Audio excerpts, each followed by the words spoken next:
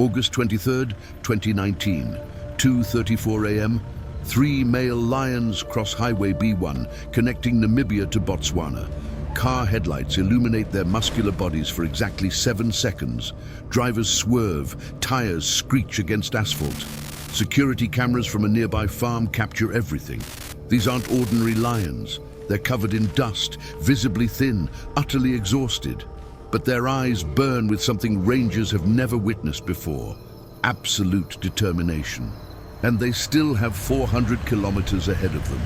No lion in documented African history has done what these 3 are attempting. They've already traveled 400 kilometers from their birthplace. Most young males disperse 50 to 100 kilometers maximum. These 3 have exceeded that by 300 kilometers. Wildlife biologist Dr. Sarah Mwamba, tracking them via helicopter, radioed her team. Their trajectory makes no sense. They're not wandering. They're going somewhere specific. GPS data revealed a perfectly straight path northeast. Purposeful, deliberate, unstoppable. But their journey came at a devastating cost. Between August 10th and August 23rd, the 3 lions killed 47 domestic animals across 12 different farms. 17 sheep, 23 goats, 5 calves, 2 horses. Farmers documented every loss with photographs and veterinary reports. The economic damage exceeded $28,000. Local communities that had coexisted peacefully with wildlife for generations now demanded action. Angry farmers organized patrols. Some carried rifles. The Namibian Wildlife Authority received 89 formal complaints in 13 days. The lions weren't hunting for sport. They were starving. Young, dispersing males typically struggle to hunt effectively without the coordinated strategies learned from pride females. But these 3 had been expelled from their pride at only 22 months old, 6 months younger than normal dispersal age. Their mother had been killed by a buffalo. The new dominant male wanted them gone immediately. They left with minimal hunting skills, forced to learn while traveling through the harshest terrain in southern Africa. Rangers from the Namibian Wildlife Conservation Unit began 24-hour tracking on August 18th. Lead Ranger Thomas Kavari assembled a crisis response team. 3 helicopters, 2 ground vehicles, tranquilizer rifles, transportation crates. The objective: capture before farmers took matters into their own hands. But every time helicopters approached, the lions would split up, regrouping hours later 10 kilometers away. They demonstrated tactical awareness that surprised even veteran wildlife experts. If you want to know whether these 3 lions survived what happened next, hit that subscribe button right now. Because what rangers discovered 800 kilometers later shocked the entire scientific community. On August 24th, 3:17 a.m., farmer Willem Botha encountered all 3 lions near his water reservoir. His livestock dogs alerted him. Botha grabbed his rifle, walked outside. At 40 meters distance, he had a clear shot. 3 lions, 3 bullets. It would be legal, justified, documented. His finger rested on the trigger for 17 seconds, the longest 17 seconds of his life. The largest male locked eyes with him. Botha later told reporters, "I saw something in that lion's eyes. Not aggression, desperation. He wasn't there to fight. He was just passing through." Botha lowered his rifle, made a phone call instead. Within 90 minutes, the Wildlife Authority helicopter arrived, but the lions were already gone, continuing their impossible journey. Botha's decision saved them that night, but time was running out. Ahead lay Ganzi district, where 3 farmer coalitions had already voted to shoot on sight. The lions were walking straight into an execution zone, and they had no idea. But what rangers found when they finally reached the 800-kilometer mark left everyone absolutely speechless. 3 years earlier, March 12, 2016, Etosha National Park, northern Namibia, a lioness from the Olfactory pride gives birth to 5 cubs in a rocky outcrop den, 3 males, 2 females. The three males were inseparable from birth, sleeping in a pile, playing as one unit, hunting practice always together. Rangers nicknamed them the Trinity.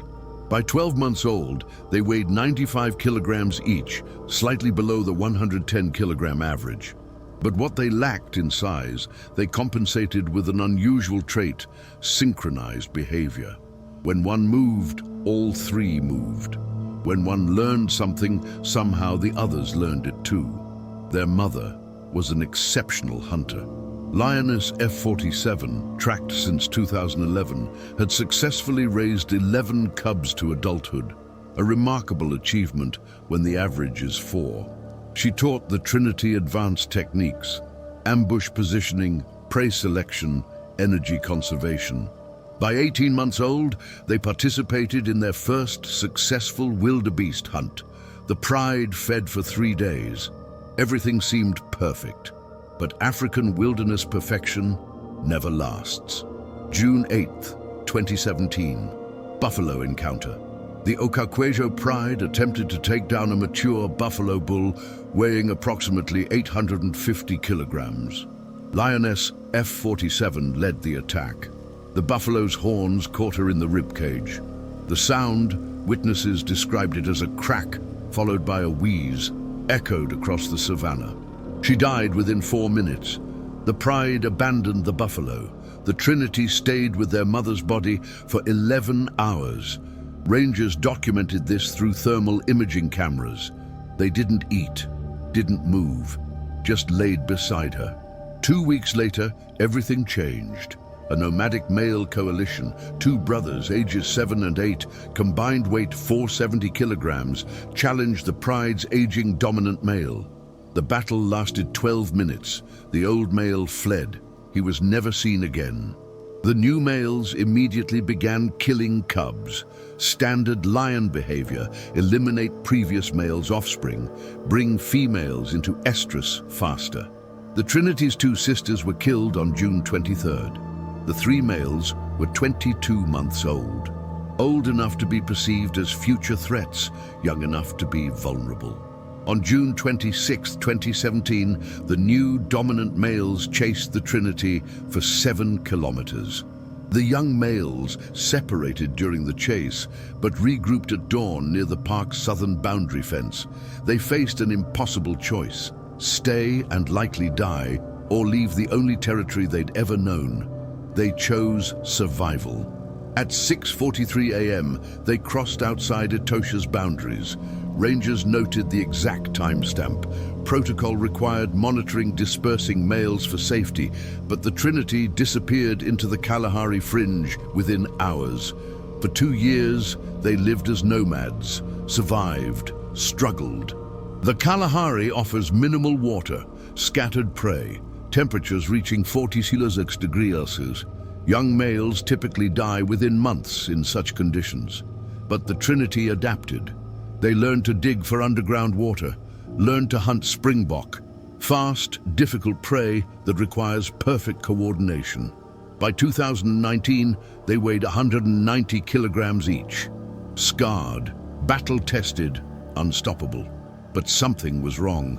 In 2 years of wandering, they'd encountered exactly 0 female lions. The Kalahari was a biological dead zone for their species. Instinct drove them north. Lion genetics include powerful dispersal programming. Young males must find unrelated females to prevent inbreeding. But in modern Africa, wildlife populations are fragmented. Etosha was an island. The next viable lion population was 800 kilometers away in the Okavango Delta region of Botswana. No lion had ever successfully made this journey. The terrain included highways, farms, electric fences, hostile human populations. It was suicide, but staying was death anyway. On August 10th, 2019, they began walking. By August 15th, they'd crossed 200 kilometers. Hunger forced them to kill domestic animals, something wild lions avoid because it draws human retaliation. But wild prey was non-existent in these farmlands. They killed to survive. Each dead sheep increased the price on their heads. By August 20th, Bounty hunters joined farmers. Professional trackers, experienced marksmen, $5,000 per lion. The Trinity was being hunted by experts now, and it was at that exact moment that farmer Willem Botha made a split-second decision that would either save them or seal their fate forever. August 24th, 2019, 9:15 a.m., emergency meeting at Ganzi District Community Hall, Botswana. 47 farmers packed the room. On the wall, a hand-drawn map marked every livestock kill with red X's. 47 X's in 13 days. Farmer Representative Johannes Kruger presented the financial damage, $28,240 in documented losses. Insurance companies refused to cover act-of-God wildlife incidents. Some farmers faced bankruptcy. The room's temperature, both literal and metaphorical, was approaching boiling point. "These lions must be eliminated," Kruger stated, slamming documentation onto the table. "We've filed 89 formal complaints, 0 response from Wildlife Authority. Our families can't sleep. Our children are afraid to walk to school. These animals have declared war on our community." Murmurs of agreement filled the room. Hands raised. A vote was called. The motion authorized lethal force against any lion spotted within 30 kilometers of Ganzi district. Result: 43 in favor, 2 against, 2 abstentions. It was essentially a death warrant. Wildlife veterinarian Dr. Lisa Hoffman attended that meeting. She stood, requested permission to speak. "These lions aren't man-eaters," she explained, projecting GPS tracking data on the wall. "Look at their path, perfectly straight. They're not hunting your livestock by preference. They're starving during migration. If we can capture and relocate them..." Kruger interrupted. "Relocate where? They'll just come back. Or worse, they'll kill someone next time. A child, maybe. Are you prepared to explain that to a mother?" The room erupted in angry shouts. Hoffman sat down.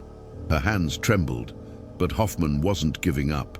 She contacted the Botswana Predator Conservation Trust. Within hours, CEO Dr. Sarah Mwamba assembled an emergency response team, 3 helicopters, 6 rangers, 2 wildlife veterinarians, tranquilizer equipment.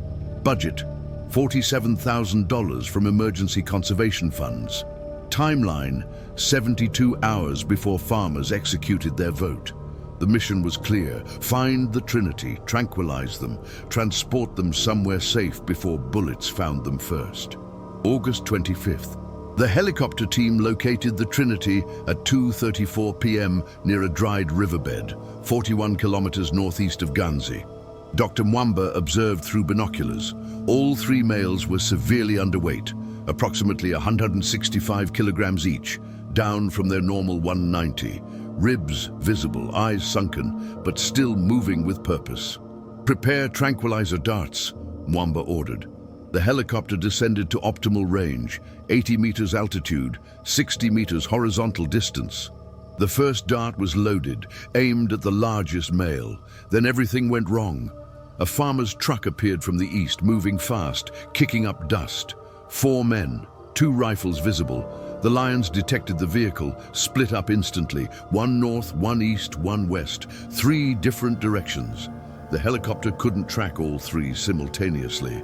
Radio chatter exploded. "Target Alpha moving north at 12 kilometers per hour. Target Bravo entering dense bush. Visual lost. Target Charlie crossing into ravine. No shot possible." Within 90 seconds, all 3 lions had vanished into terrain too dangerous for helicopter pursuit. The farmer's truck stopped. Johannes Kruger emerged, rifle in hand. He'd been monitoring ranger radio frequencies illegally. "You had your chance," he radioed to the helicopter. "Now, it's our turn. We've got 20 volunteers covering every water source within 50 kilometers. Those lions need to drink. When they do, we'll be waiting." Dr. Mwamba responded, "You'll face criminal charges for interfering with conservation operations." Kruger's reply was chilling. "Try proving it in court while we bury those lions." That night, temperatures dropped to 8 degrees Celsius, unusual for August. The Trinity was out there, thirsty, starving, hunted by professionals from both sides now. Rangers wanted to save them, farmers wanted them dead, and the lions were running out of places to hide. GPS data showed they'd stopped moving at 11:47 p.m. They'd found water somewhere, but where? Every waterhole in the region was now under surveillance. But at exactly 3:47 a.m., something happened that changed absolutely everything. August 26, 2019, 7:23 a.m. Dr. Sarah Mwamba stared at GPS data on 3 computer monitors in the mobile research station. 26 days of tracking, 800 kilometers of movement. She'd been studying lion behavior for 17 years, published 42 peer-reviewed papers, tracked over 300 individual lions across 6 countries. Nothing in her experience explained what she was seeing. This defies every established dispersal pattern, she told her research assistant, Dr. James Keita. Look at this trajectory. 0 deviation. It's like they're following GPS coordinates. Keita overlaid the route with geological data, water sources, prey density maps. They're not following food, he observed. Past 12 areas with high antelope populations. They're not following water either, bypassed 7 major rivers, and they're definitely not avoiding humans. They crossed Highway B1 3 times, walked within 800 meters of a town, Jektor. Mwamba, they're ignoring every survival instinct. Young dispersing males should prioritize food, water, safety. These 3 are prioritizing something else entirely. Mwamba contacted Dr. Richard Sloto, lion genetics specialist at University of KwaZulu-Natal, South Africa. Video call 11:45 a.m. She presented the data. Sloto's response, "Are you certain this GPS tracking is accurate? Because what you're describing is theoretically impossible. Lions don't navigate via mental maps over distances exceeding 400 kilometers. Their spatial memory maxes out around 150 kilometers. Beyond that, they should be effectively lost, wandering randomly until they stumble into suitable territory. Your data shows purpose, direction, that requires cognitive abilities we've never documented in lions. But one possibility existed: olfactory navigation. Lions possess approximately 300 million olfactory receptors. Humans have only 6 million. In optimal conditions, male lions can detect female pheromones from 30 kilometers away. Wind patterns, humidity, temperature, all affect scent dispersal. Mwamba ran atmospheric models for August 2019, prevailing winds northeast from Okavango Delta toward Etosha. For 6 weeks in July and August, wind conditions were perfect for long-distance scent transmission. "They're following a chemical trail," Mwamba whispered. "They're smelling females 800 kilometers away." Keita pulled up population data. Okavango Delta, approximately 130 lions. Gender ratio, 38 adult females, 22 adult males, 70 cubs, and subadults. Etosha National Park, approximately 400 lions, but genetic studies showed Etosha was reaching saturation. Territory disputes had increased 340% in 5 years. Young males faced brutal competition. Mortality rate for dispersing males in Etosha region, 73% within first year. But if a young male could reach Okavango, competition was lower. Survival odds tripled. Evolution was driving them toward those numbers. "This changes everything," Sloto said via video call. "If lions can navigate 800 kilometers via olfactory tracking, we've fundamentally misunderstood their cognitive abilities. This isn't just 3 random lions. This is evidence of a navigation system we didn't know existed. Do you understand what this means? This could rewrite lion conservation strategies across Africa. We need to capture them alive, study them, understand how they're doing this." But science took a backseat to survival. August 27th, 4:12 p.m. The Trinity killed another sheep on farmer Peter van Rensburg's property. Van Rensburg, 63 years old, had operated his farm for 41 years. 0 lion problems until now. He found the carcass at 5:50 p.m., only the hindquarters eaten, the rest wasted. He radioed the farmer coalition. "They're in my southern pasture. I can see them from my porch. 3 males. Get here now." Within 18 minutes, 7 trucks arrived. 23 armed men. They had the lions surrounded. Dr. Mwamba's helicopter was 40 kilometers away, refueling. By the time her team received word and arrived, it would be too late. Farmers formed a perimeter, flashlights, rifles. The Trinity was trapped in a rocky outcrop with no escape route. Van Rensburg approached to within 40 meters, raised his rifle. GPS timestamp, 6:34 p.m., August 27, 2019. In veterinary terms, time of death would be recorded as approximately 6:35 p.m., 3 shots, 3 lions. Case closed. But what nobody expected was that inside the transport truck, racing toward that location, there was something that would make everyone, farmers, rangers, scientists, reconsider everything they thought they knew about these lions. August 27, 2019, 6:19 p.m. 16 minutes before scheduled execution, Dr. Lisa Hoffman sat in her office in Gaborone, 380 kilometers from the standoff. She'd been following radio updates. 23 armed farmers, 3 exhausted lions, 0 chance of survival. She opened her laptop, typed frantically into Twitter, 3 young male lions about to be executed in Botswana for the crime of being hungry. They traveled 800 kilometers looking for home. Is this how we treat wildlife?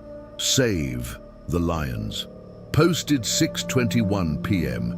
She had 847 followers, mostly colleagues, family, students. At 6:23 p.m., Dr. Richard Sloto in South Africa saw the tweet. Retweeted with added context. These lions may possess unprecedented navigation abilities. Killing them would destroy irreplaceable scientific data. International conservation community, we need emergency intervention now. Save the lions. Sloto had 34,000 followers. The retweet reached wildlife biologists across 17 countries within 4 minutes. By 6:27 p.m., the hashtag had appeared 126 times. At 6:28 p.m., wildlife photographer David Atkinson, with 2.3 million Instagram followers, posted GPS tracking data overlaid on a map. Caption, 800 kilometers, 3 brothers, 1 impossible journey. They're about to be killed for trying to survive. If you care about lions, if you care about Africa, make noise right now. Save the lions. Within 90 seconds, 14,000 likes. Within 3 minutes, 847 shares. The algorithm detected viral potential. Instagram pushed it to explore pages globally. By 6:32 p.m., Save the Lions was trending in South Africa. By 6:35 p.m., trending in UK. By 6:38 p.m., trending in USA. Celebrities started posting. Conservation organizations, zoos, wildlife documentarians. The hashtag jumped from 126 uses to 4,700 uses in 7 minutes. At 6:41 p.m., BBC News picked it up. At 6:44 p.m., CNN International. The story was no longer regional, it was global. 3 lions nobody knew about at 6:15 p.m. were now the center of worldwide attention by 6:45 p.m. Meanwhile, at the standoff site, farmer Peter van Rensburg still had his rifle aimed, but his phone was exploding with notifications. His daughter in Cape Town, "Dad, are you the one about to shoot those lions? Twitter is going insane. Please don't." His son in Johannesburg, "Every news outlet is calling this an execution. Dad, the whole world is watching." Van Rensburg lowered his rifle slightly, checked his phone, saw his farm's name mentioned in 347 tweets. His hands began shaking. This was supposed to be simple pest control. Now it was an international incident. Johannes Kruger received a phone call at 6:47 p.m. Botswana Ministry of Environment, Wildlife and Tourism. Director General Lesego Gaudi, "Stand down immediately." Presidential office has received calls from conservation groups in 14 countries. We're handling this officially now. If those lions die, you'll face criminal prosecution and civil lawsuits from international organizations with unlimited legal budgets. Stand down now. Kruger radioed all farmers. Lower weapons. Maintain perimeter but do not fire. Repeat, do not fire. Dr. Mwamba's helicopter arrived at 6:52 p.m. She'd been monitoring social media during the flight.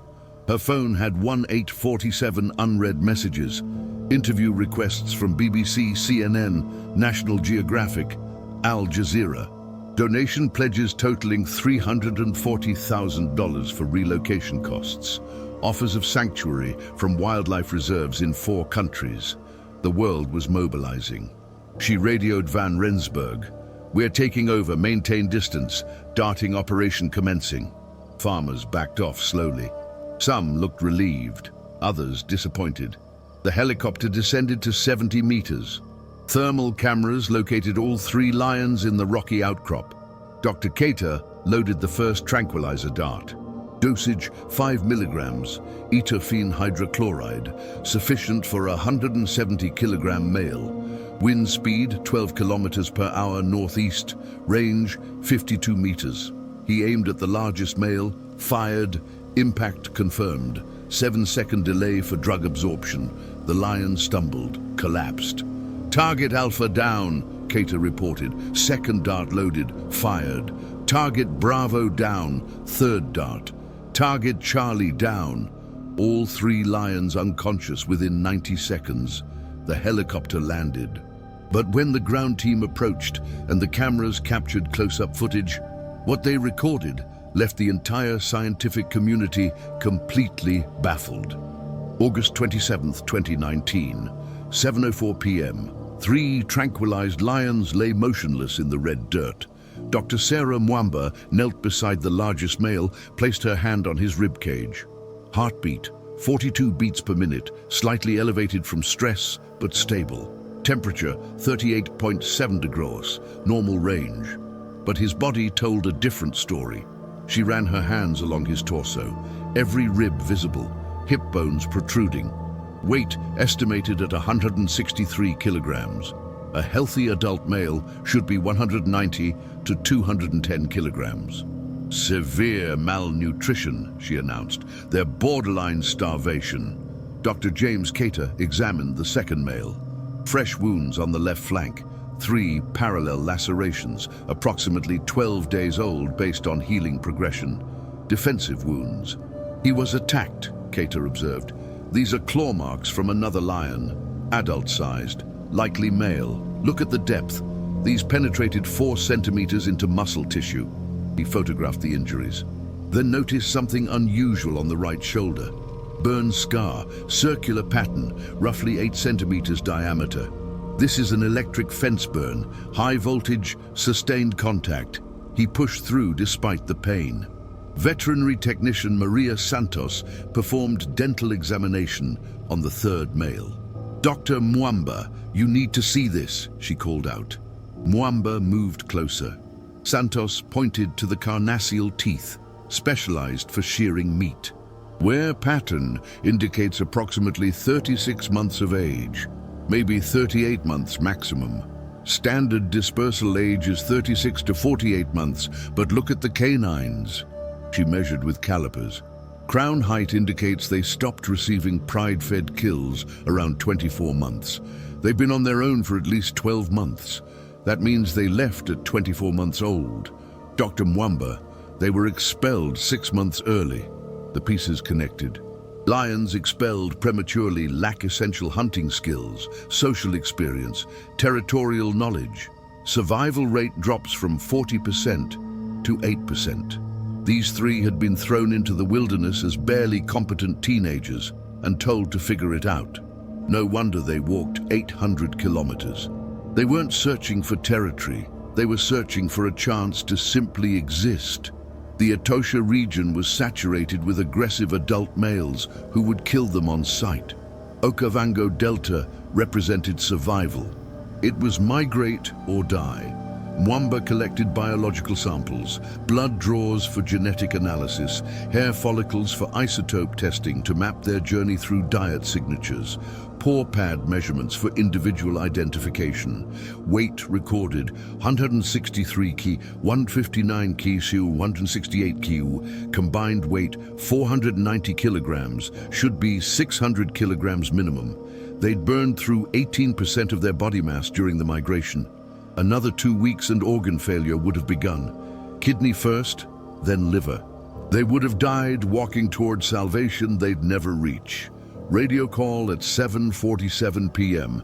Moremi Game Reserve, Okavango Delta, Botswana. Director Kugosi Moeti.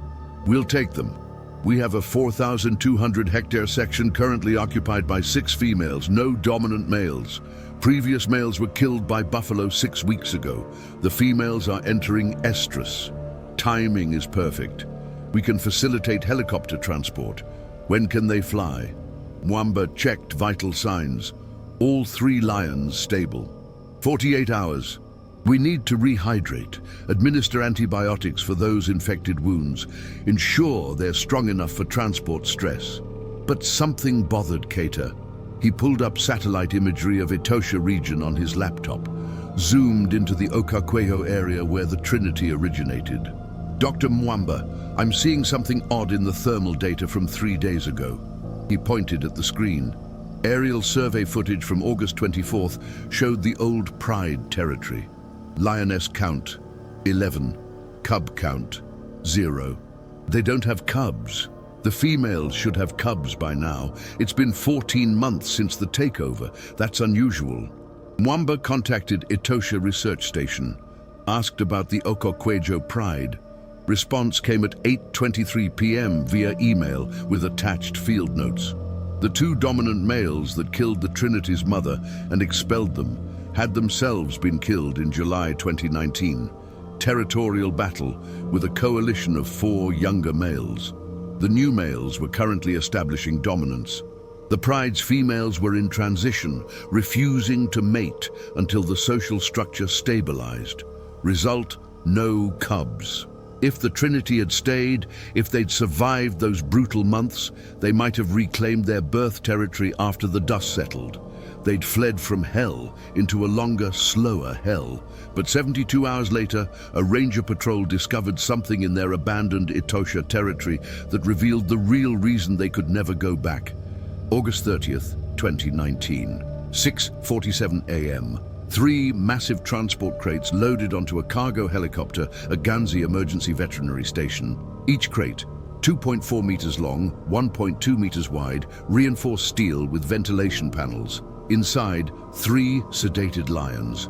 Flight plan, 340 kilometers northeast to Moremi Game Reserve, Okavango Delta. Dr. Sarah Mwamba accompanied them, monitoring vital signs throughout the 90-minute flight.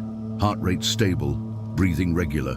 At 8:19 a.m., the helicopter touched down on a dirt clearing surrounded by mopane woodland. 6 rangers waited with a transport truck. The crates were loaded carefully.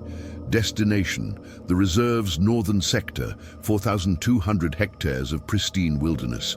But before the truck departed, Mwamba received a radio call from Etosha National Park. Ranger Petrus Nambala. Dr. Mwamba, we found something in the Okakwejo territory. GPS coordinates match exactly where the Trinity was born. Long pause. There are 4 new dominant males here now. We found remains of 3 subadult males, approximately 18 to 20 months old, killed within the last 72 hours. Skulls crushed. The new coalition is eliminating all young males preemptively. If the Trinity had stayed, or if they'd tried to return, they'd be dead. They didn't just leave to find mates. They left because staying meant execution. The revelation landed like a physical blow. The Trinity's 800-kilometer journey wasn't exploration. It was escape from genocide.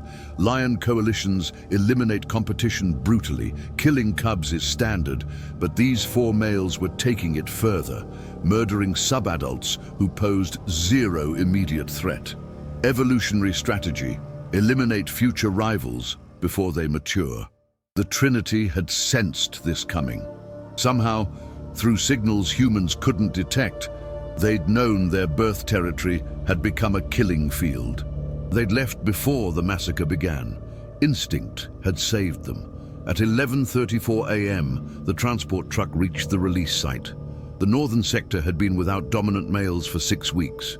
6 adult females, aged 4 to 9 years old, roamed the territory. 3 were in estrus, biological imperative driving them to seek mates. The rangers positioned the 3 crates 30 meters apart, forming a triangle. Crate doors faced outward toward the open savanna. Dr.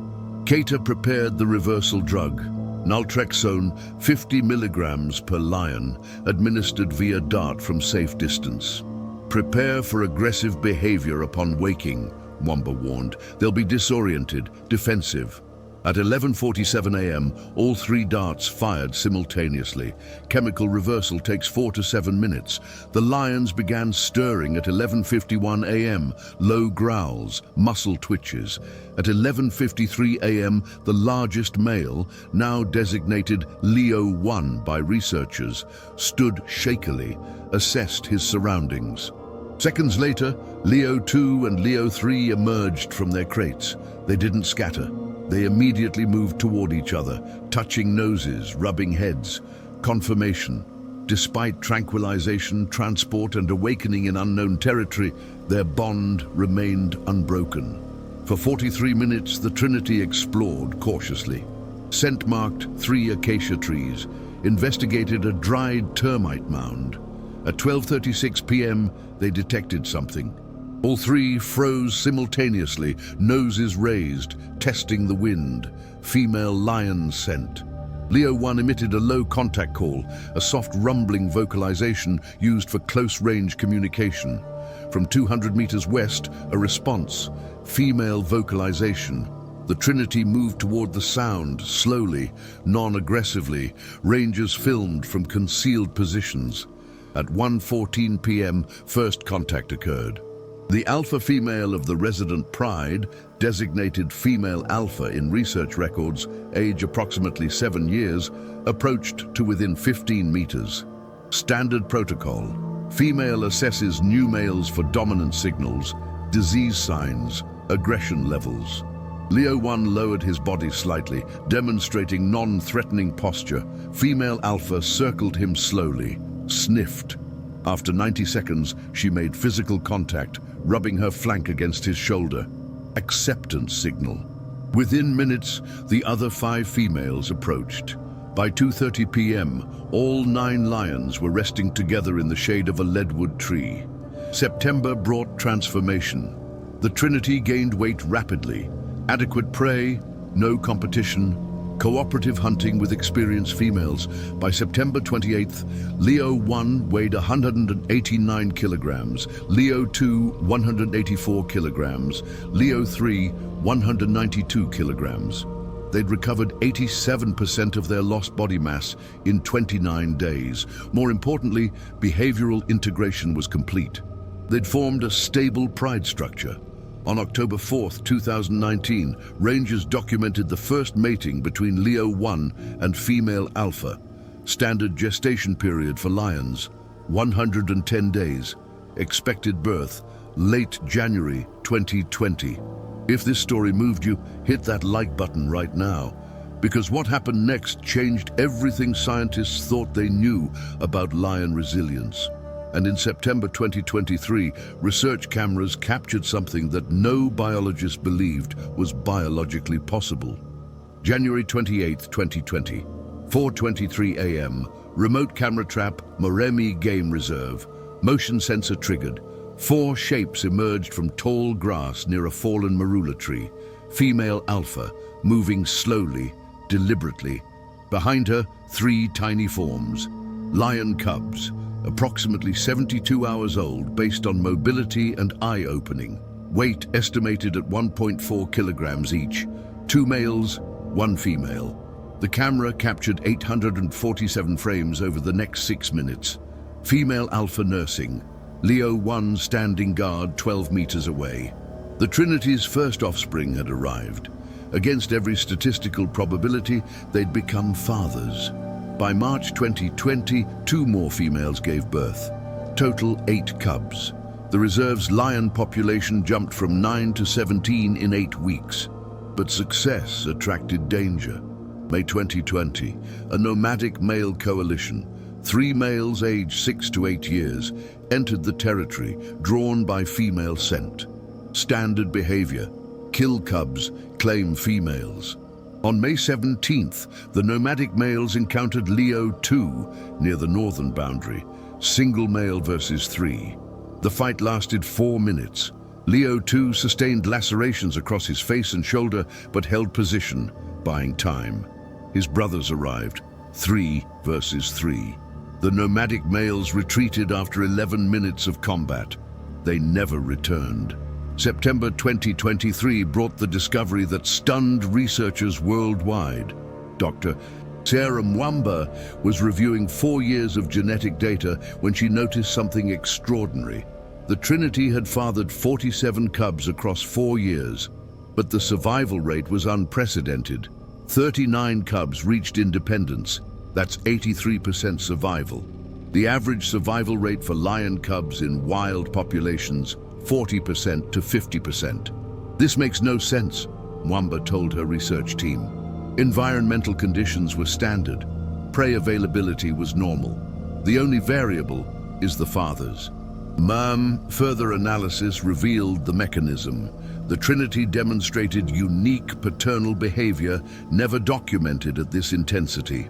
Unlike typical male lions who provide minimal cub care beyond territorial defense, these 3 actively participated in raising offspring. Camera trap footage showed Leo 1 carrying cubs to water sources during drought. Leo 2 sharing kills with cubs before adults fed. Abnormal behavior that improves cub nutrition. Leo 3 teaching hunting techniques to 6-month-old cubs, far earlier than typical. They're compensating, Dr. James Cater observed. They survived together. Now they're parenting together. The scientific implications were profound. Evolutionary biologist Dr. Richard Sloto published findings in Nature, Ecology and Evolution, March 2024. The Trinity lions demonstrate that extreme pressure can produce behavioral traits within a single generation. Their migration selected for cooperation and resilience. They're passing these traits to offspring through genetic and social transmission.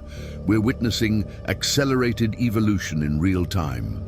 By December 2024, the Moremi population descended from the Trinity numbered 73 lions.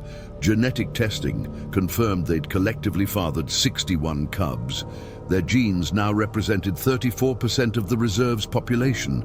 Conservation organizations from 7 countries requested samples for breeding programs. The 3 starving fugitives from 2019 had become the most genetically valuable lions in modern conservation. December 2025, present day. Leo 1 is now 6 years, 9 months old, entering his prime. Weight 216 kilograms, the largest recorded male in Moremi history. Leo 2 and Leo 3 weighed 209 and 212 kilograms. All 3 remain together. Their territory, 7,800 hectares. They've repelled 14 challenger coalitions, lost 0 territory, but age approaches. Younger males gather at boundaries. Biologists estimate 2 to 3 more years before they're overthrown, but their legacy is secure. Those 47 cubs, now raising cubs of their own, carry forward the genetics of 3 brothers who refused to die.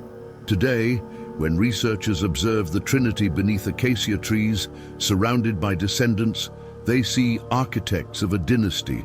3 young males who walked 800 kilometers through hell, survived execution, and proved that sometimes the ones the world wants to eliminate are exactly the ones the world needs most. They weren't running away, they were running toward destiny. So here's my question for you. If you were one of those farmers with your rifle aimed at these 3 lions, knowing everything you know now, would you have pulled the trigger? Leave your answer in the comments below.